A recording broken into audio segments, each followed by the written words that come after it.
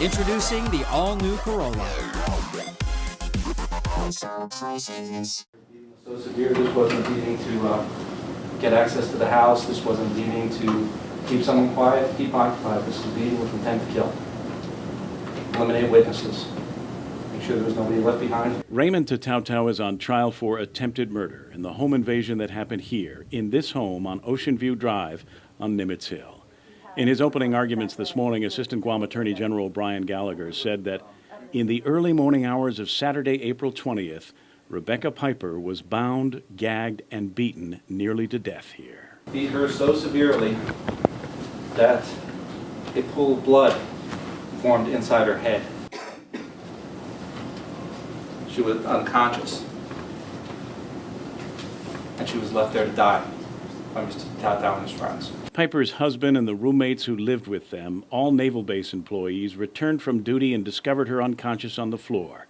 Within a week, Guam police, working with naval investigators, had arrested 3 suspects: Tedtaotao, Anthony Mendiola, and a juvenile charged as an adult, 17-year-old Kyle Cruz. Mendiola's case has been separated from Tedtaotao's, and Cruz has pled guilty to lesser charges and agreed to testify against Tedtaotao. He talked. Of course, he talked. Those people talked.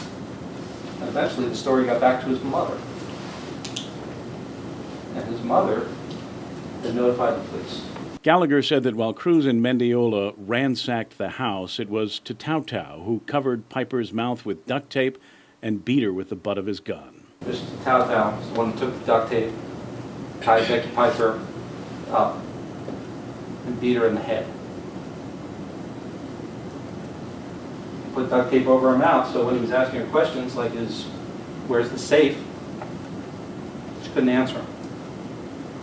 And he continued to beat her. Gallagher said that Piper will testify, but he warned that her memories of that night remain unclear, and she's still suffering, he said, physically and mentally. You'll hear her, you will see her, you will talk, she'll be able to talk about her ordeal. But you won't be able to talk very much about the facts of that night, because she was beaten so severely, she doesn't remember them very well. Her care continues to this day.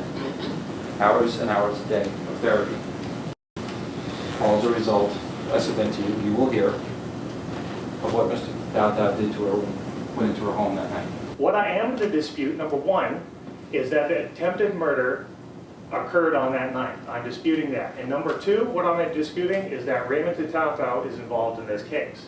Tedtaotao is being defended by attorney Sam Tecker, and court employees instructed us not to photograph him while he was giving his opening statement. Tecker said that he will present witnesses who will testify that it was Anthony Mendiola, not Tedtaotao, who went to Piper's Nimitz Hill home on that night. Matthew Manabusa and Micah Tobias will testify, and they will state that on the night in question, they were with Anthony Mendiola, and they drove to Ocean View Drive in Nimitz Hill to the house to move furniture. And then they left. Tecker made it clear that his defense will be that the Attorney General is prosecuting the wrong man. The evidence will show, and what they failed to mention, number one, is that several days after the incident occurred, Rebecca Piper was interviewed up at Guam Memorial Hospital by NCIS and by the GVD. Rebecca Piper picked out Anthony Mendiola out of a lineup. She circled his picture. Miss Rebecca Piper was shown a photo lineup. She did not positively identify Mr. Raymond Tedtaotao in the photo lineup. The trial resumes tomorrow. Kevin Kerrigan, PNC News.